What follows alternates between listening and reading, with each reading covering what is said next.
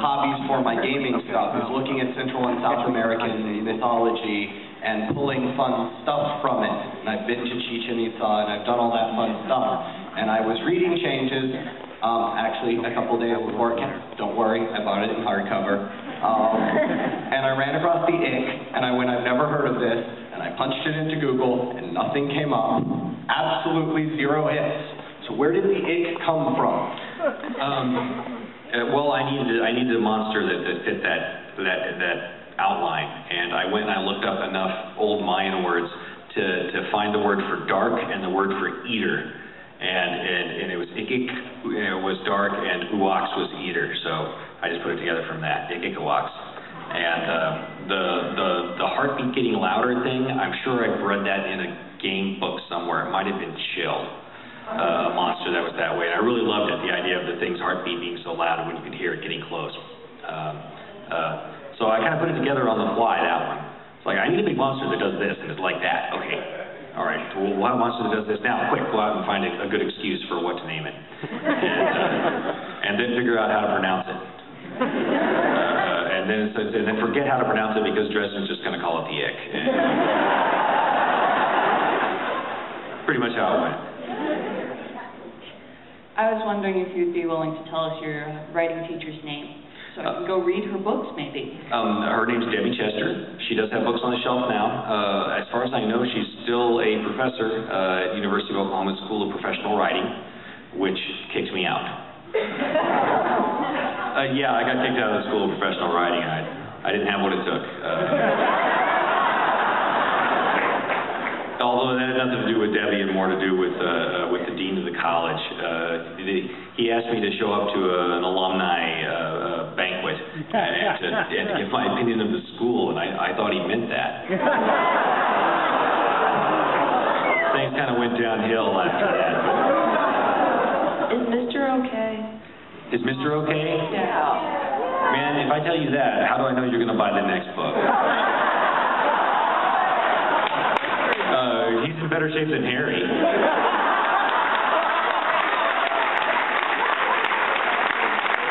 Just as long as we keep everything in perspective here. Not sure I want to admit, having gone to the University of Oklahoma myself a couple of years after you at this point. But werewolves, where did you get all of these variegated werewolf types? Because they're made of awesome. Oh, thank you. Well, I went to werewolvesmadeofawesome.com. Actually, I did a bunch of research. At the time, it was mostly on Usenet because there was really, there wasn't a whole lot of, there wasn't nearly as much internet available then as there is today.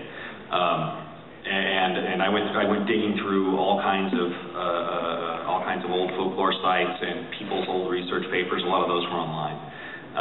Several groups on alt.binaries.lifestyle, so on, that were actually into either Native American shapeshifting or otherwise stereomorph type beliefs. So I got to find words like stereomorph. Come on, I got to use that. What I didn't find while researching werewolf folklore was anything even vaguely resembling the Wolfman, the Hollywood version of the werewolf. And then I thought to myself, well, I had kind of sort of planned on using something vaguely like that from American Werewolf in London, which was, my favorite werewolf movie. But then I realized, well, there's all these other things too, and then it became a story of not who's the werewolf, but which werewolf is guilty. Which kind of werewolf do we have? So after I did that, I'm like, well, I went and did this research. Now I've got to go change my story around. But that was where they came from. Was each one of them was something I pulled from somewhere, of just old legends. On your boards, Shecky always comments that you do an awesome Bob impersonation or imitation. I wondered if you could do Bob for us. Do Bob the Skull? Bob the Skull was actually originally based on a Warhammer NPC named Bob the Elf. Bob the Elf, Slayer of Goblins.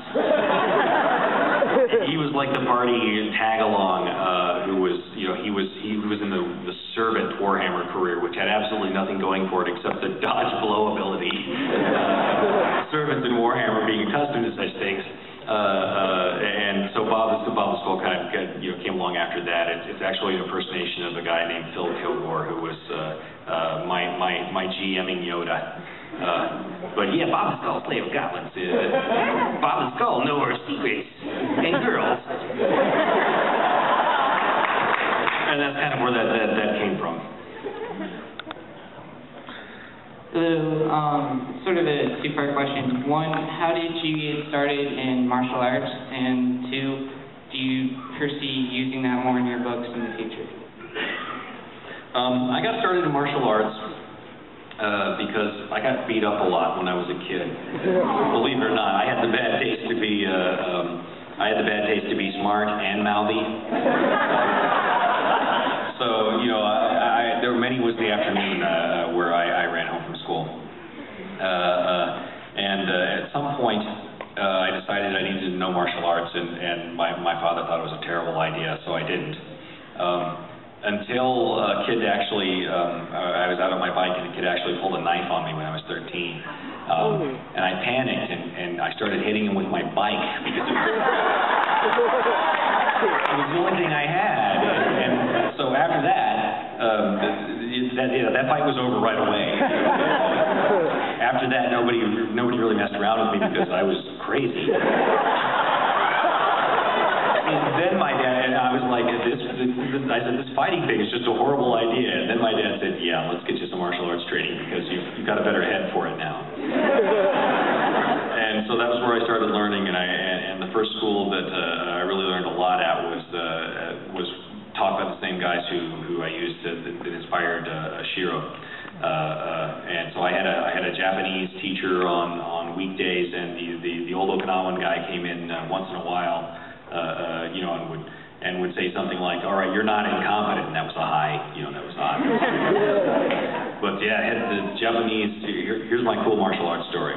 All right, I'd just gone off to college, and before I left, my teacher, Mr. Shintaku, said, Jim, you go to college, there are going to be other karate students there. And that's how he talked, literally like that. Because he was from Japan. And I said, okay. He says, you have power is good, but you have control is no good.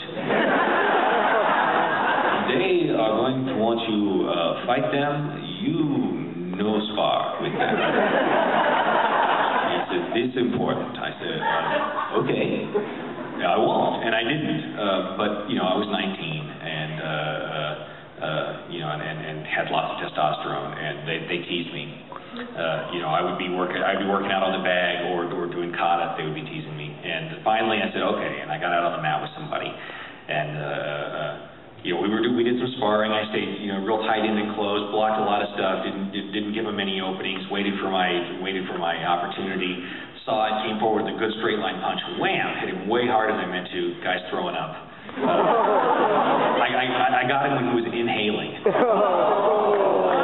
Yeah. Well, I mean, it was just a good straight midline punch, and I was like, dude, I'm so sorry, I didn't mean to do that. Oh man, my teacher told me I shouldn't be out here doing this. He was like, no, it's good, it's okay. But I went home to visit my folks, and I dropped by the school for one of the Saturday afternoon lessons, and I told my teacher the story, and he just kind of looks at me, and he says, "You make incorrect punch." I said, "What?" He said, "You make incorrect punch." I said, "How do you know? You weren't even there. You didn't see it." "Hey, if I made punch correct, would have killed you."